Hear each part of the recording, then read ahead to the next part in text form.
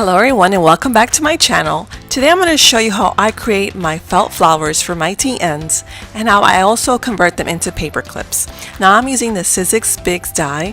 It is an awesome die because it has two sizes, a smaller and a larger one, so it's perfect for layering.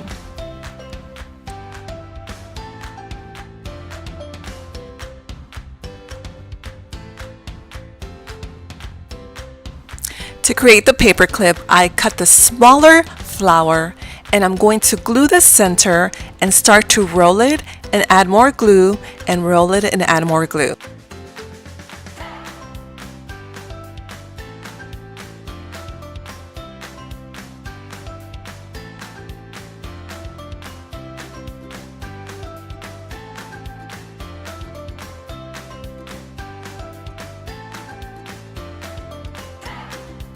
To create a larger flower, you will need to create first a small one and then you will do the large one. And what I do is I glue the small flower on top of the large flower, and that creates a dimensional look and a flower that is layered, and it's so pretty.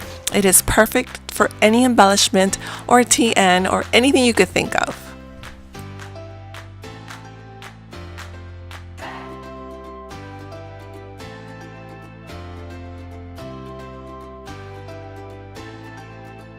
The flower looks perfect, so now I'm going to add some glue onto the back.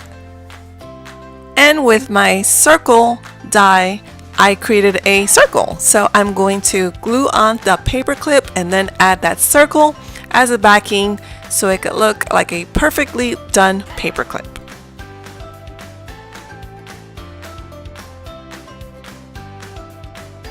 And these are my finished paper clips. You can embellish them with pearls or rhinestones.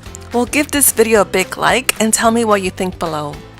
These are perfect for your planners, and I hope you enjoyed this video, so thank you for spending your time with me.